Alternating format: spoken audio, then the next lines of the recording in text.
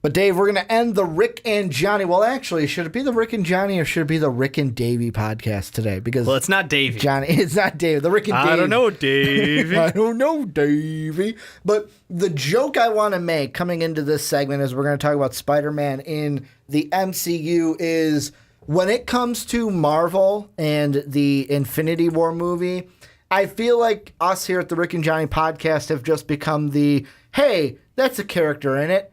Are they going to die? We've already talked about Captain America. We've already talked about is Iron Man going to die in the next Avengers movie. However, Dave, there are some people out there that are kind of saying that maybe Spider-Man should be one to Getting under my nerves. In Avenger Infinity War. And the reason why I brought this up is Johnny sent something to myself from the Facebook page Justice League Watchtower where they took the screen caption from the trailer that they showed at Comic-Con with Peter on the ground, and it said, Tony, I'm sorry. And then they wrote this huge write-up. Like, if Peter's the one to die, I want to actually feel it. I want Wanda to feel it. I want Tony to feel it. Groot to feel it. It was a great wind-up, and like even Johnny said when he sent it to me, wow, it just hits you right in the feels. Then we saw an article on Screen Rant where it's like, 15 reasons why the MCU should kill Peter Parker in Avenger Infinity War. And that just basically got me to the question, Dave, and I'm going to throw it over to you. Should Marvel go ahead and kill Peter Parker in Infinity War and open it up for somebody else? Let's make this easy. Hard no. Because tell me why. This is the early on Peter Parker. Like, we've just had, he had the, 15 minutes of fame from Civil War. Was fantastic, super endearing. Everybody loved him. Then he got his own movie, Homecoming, which again continued to build up, who he was as a character, how he's still growing into Spider-Man. He's not really like all the way there yet. He's still very much learning, what his limits are and building those relationships within his own universe. So I think going into Infinity War, like, that would be a massive mistake to take away all the potential storylines, all the potential growth within his universe, and not even just universe, within his own life, like, just to make a, like, look, we're making a point, we're killing off anybody we want to. Like, you're not Game of Thrones. Quit killing off our heroes. Who do you think you are, George R. R. Martin seriously, over there? It's just, there's so much still to build with Peter Parker, and I think that would be a really big mistake to kill him off. And I think the other thing is, like, you guys have talked about before, there's other people who are more obvious and maybe better candidates if we're trying to make a point about killing off a character. I think Tony Stark sends a very strong message. I think Captain America, another possibility due to, the comic book storyline of him being replaced over time by multiple Avengers. So I think that both of those characters with their own rights, like, are better targets to be killed off, because there's just, like, Tony Stark, just in a small bubble, is like, we got to watch him go from, like, rich, arrogant douchebag to, like, he was captured, he was refining his purpose in life, he built up a new enterprise, and then, like, got knocked off the top of the earth. And just all this growth through his character, the connections, the relationships, you're so invested in who Tony Stark is. Now he's connected with Peter. And now he's connected with Peter. And Peter losing a mentor like Tony, how bad would that hurt? How bad would him being, one head of basically the Avengers going down? I think that one, I'm getting goosebumps talking about it right now. I think that one would be so much more impactful. We got to see Mom and Dad break up in Civil War. Exactly. I think it would just be so much more impactful than, taking away Spider-Man so early on in his performance. Yeah, and I'm kind of in the same route where when I saw the killing off Spider-Man, the only reason I thought, like, oh shit, would they kill off Spider-Man, is because of the footage in the trailer where it looks like Spider-Man is defeated, laying on his back, and Tony is over him. Right. And whenever I see that, the first thing I think of is, holy shit, who's about to die? I mean, we saw Rhodey, same thing. And he was crippled. He was crippled. But he didn't die. And the thing is, here's another reason why. And I know that me and you, before we started recording this, we were reading a article like 15 reasons why they need to kill him. And most of them were basically, to me, kind of like, not to sugarcoat it, but bullshit reasons. Yeah, and I mean, no, that's strongest. And some of those were, oh, well, Miles Morales deserves his shot, and Spider-Gwen deserves her shot. And you know what? Like, killing Peter Parker is more interesting than seeing him grow up into corporate Peter Parker, because that's what assumingly people think of. You kill Tony Stark, Right. and this Peter Parker is going to grow up. But like you said, we just saw him in Homecoming where he was a freshman. Yeah, like we have so much time in that universe. I don't think there's any concern because there's still so much built. And I understand, like Miles Morales. Yeah, there was the awesome throw in that I almost call him Childish Gambino. Yeah, Glover, the Prowler. Donald Glover was the Prowler, and he talked about his cousin being in the neighborhood. Who is Miles Morales? Yeah. And that's a great teaser. That's a great setup line in case they want to do anything in the future. But I think they really struck gold with the casting for Peter Parker right now. And I think that, trying to except for him blabbing his mouth when he's not supposed to. Okay, so there's that little, even that adds more, love it. That's more lovable to the it. fans. So I think that, honestly, they struck gold. I think there's no rush to bring in Miles Morales. I think that, yes, in due time, we will have Miles Morales on the big screen, but you don't need to flip the switch after 1.5 movies. That is way too soon. That you're doing this for just shock value, I think, at that point, which takes away something from the whole storyline that they're building. There's only one thing I thought of today coming to the podcast that made me think maybe there is a 1% chance that Peter Parker could be one to die in Infinity War. And the only reason I have that is because when they were talking about the next Spider-Man movie, Right. which will be Spider-Man 2 in the MCU, they have said that it is going to take place minutes after Infinity Wars. So that's where the timeline's going to pick up. Where we're not jumping 5 years. Infinity War is going to end, and then boom, minutes later, that's the start of Spider-Man 2. So, my thought process was, if there's any reason to kill him, that's the only reason I see, because it's like, we just saw Peter die. We have to start the next movie minutes after the Infinity Wars because we don't have a Peter to jump to. We got to find that Peter. We got to go through that. However, if you're starting a Spider-Man movie like that, how are you going to start that movie? And just, I don't advocate for this, but the way I think they could do it is showing, the fact that these villains are kind of taking over the city, because New York City now doesn't have that protector in Spider-Man. So that we saw in we could see, Homecoming. any of the Sinister Six. I know they're getting their own spin-off movie, but any one of the number of Spider-Man villains come back and just take run of the city, or even multiple of them, and be like, somebody needs to stand up, where, without Spider-Man, who is our protector? Who's going to guard our city from these guys? So I think that, kind of bringing it straight on a downer after Infinity War, I don't agree with it, but that's the way they could play it. It's look, it's great, we stopped the end of the universe basically, but in its own bubble. And that's the whole thing, with the Marvel universe, there's so much different depth as far as the situations. Iron Man was a worldwide thing. Spider-Man is very much just bubbled into New York City. Yeah. And it's kind of interesting to see, he's brought out into the Avengers when they need him. And that's the thing, the gravity of the situation. We're just watching Thanos in Infinity War, and now it's oh yeah, the Shocker's really, screwing with people in New York City. It does take away a little bit from it, but in the same time, you have the buy-in. You understand, and the sympathy's there for New York City, because come on, everybody knows New York City. So I think it's great, but at the same time, I just think it's a wrong move to try to do it seconds after Infinity War. Is Spider-Man's dead, what are we gonna do?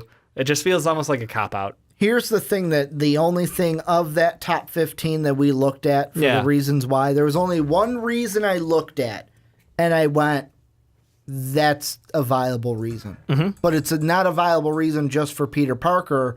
It's, to me, a viable reason why someone needs to die. Because you just said, the big thing is, with the joke you made, oh, Thanos is here, who gives a shit about the Shocker? Yeah. Who gives a shit about the Vulture? Thank you. When we're going against the Infinity Gauntlet. And in that trailer from Comic-Con, just seeing Brolin's Thanos go back like this and just draw in the power from the gauntlet and then give a punch, I was like, oh shit, how are they going to fight this? This is going to be the ultimate baddie, and the Avengers I actually feel like they might fail. Even though you kind of have a feeling that no, they won't, because you're not gonna kill off all the Avengers. But that's the thing. Like you had mentioned it to me before the show about how there was Infinity War Part 1, Part 2, and now it has been the name has been stripped for Part 2. So now it's just we don't know how this untitled. is gonna end. I almost would enjoy it.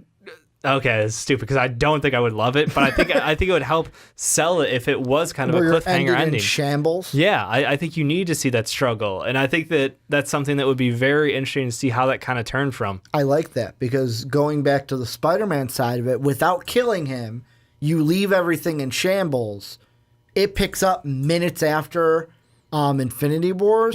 How is Spider-Man going to, like, Queens is right there, right where everything is happening. Yeah, in how New York. do you cope with that going on? The fact that a Avenger or two could be dead right now, but you still have to take care of yourself. You still have to take care of anything else going on. Like, I think that would be... Oh my God, Aunt May kind of a I think thing. that would kind of like oversell the drama of the situation and just to like really give you a good perspective on like Peter Parker and like how he would handle this, and that would be amazing storytelling. Because here's the thing I think of, and I just popped this into my head, of in that shot that I showed you from the Facebook thing, where Tony Stark's looking at Peter has the costume on, but he has his mask off. Right. What if that means, because think about it, like in other aspects of Spider-Man, whenever we've seen that, like, oh, he's trying to hide his identity, but we want to show his face. Right. They did the rip mask to where, yeah, you can kind of see who it is, but you're still covering some of it. What if his identity gets out in Infinity War? And Kind of then, like how it and then could have Spider-Man been, 2 is like, holy shit, like, everything's in shambles. Oh my God, Aunt May, because Aunt May knows it's me. And because they know it's me, they know it's Aunt May. Something's wrong with Aunt May. I have to go and you can't go back. help her. I was like, you're also a kid in school, so like you're just a target, and that'd be pretty terrifying. And that would be him kind of like, what do I do now that everyone knows that I'm Spider-Man because of the Avengers movie? Yeah. And going back to the reason, because I got off of that point, the one reason they made, and this is what it comes down to, of why someone needs to die in Avengers, is because in the MCU, I've kind of felt like, maybe it's because no one's died since Quicksilver, but you don't get that kind of anxious feeling. Right, You you're never feel on the edge of your everyone's seat safe. wondering if they're going to all make it out. Like, you made a Game of Thrones joke a few minutes ago. I literally sit on the edge of my seats of Game of Thrones, like, please don't let my favorite characters die. And that's the thing, is like every week you're worried no one's safe and anything could happen, and that brings you so much closer to the story. That makes you buy in so much more than Avengers or what was it Spider-Man Homecoming, where I was giving you shit about like I was like yeah. Like you were starting to get like worried about this stuff. I was like, come on, it's Spider-Man. It's his first movie. Like, he's not gonna die. He's fine. Like, don't worry about that. Like, the fact that I'm doing that just proves like how little seriousness there is, how little risk there is has been to superheroes in this universe. And I think that them bringing death to it and making that so serious would be impressive. You know what I just thought of? What's that? You know how we were saying, what if his identity got out? Yeah. You know what that means, right? What? Guess who would have to accelerate his plans to kill Peter Parker? Oh, The Vulture. The Vulture, yeah. Because he knows it's Peter Parker. And then the Vulture would have to fight off the Scorpion, who the Scorpion's like, hey, I heard you know who Peter Parker is. Oh my God. Now I'm just thinking of possible storyline for the next Spider-Man. But they need to kill someone, whether it's, I think Cap and Iron Man are the two leads. Yeah. Because Iron Man, I think you can kill off and not have Iron Man in there for a while, and everything will be fine. Right. Plus, when it comes to Cap and Iron Man, Tony Stark, Avengers 4 is going to be his 10th installment as Tony Stark, his 10th movie. Robert Downey Jr. is Tony Stark. It'll put him ahead of Hugh Jackman, as, like, I think he played 8 or 9 films as Wolverine. Right. This would put him one above Hugh Jackman for the most movie installments as a Marvel character. And like I said, because I'm not worried that anyone's going to die, that's why someone needs to die. I just don't know if it has to be Peter Parker. I just feel like there's still so many stories to tell with Peter Parker. And that's no disrespect to like Miles Morales. Like, I think get bringing everyone him wants in would to be see awesome. Miles Morales, but we're going to get, like, I feel like we're going to get to Miles This train Morales. is not cutting off the rails anytime soon. Yeah. We're gonna have Marvel movies for the next 10 years. Like there's so many stories. That's the great thing about comic book movies is there is such a huge variety of stories out there in the universe. And I know if you're a Spider-Man fan, you might be saying, but guys, I'm kind of worried that once the 3-movie contract is up, Sony takes them back, and then they fuck them over again. Let's be honest. With the success that Homecoming have, and with the cha-ching that's going to come in for the next 2, they're just basically going to go, hey, let's make another contract. Yep. Hey, you want Venom? We did a Venom movie. Here's a blank Venom. check. Yeah. We're gonna keep making movies. Let's make something together, and Yeah. then eventually let's hope Fox does the same with the Fantastic Four. We could only hope. And they say, hey, that Doctor Doom movie, I want it to be good. I just don't think it will be.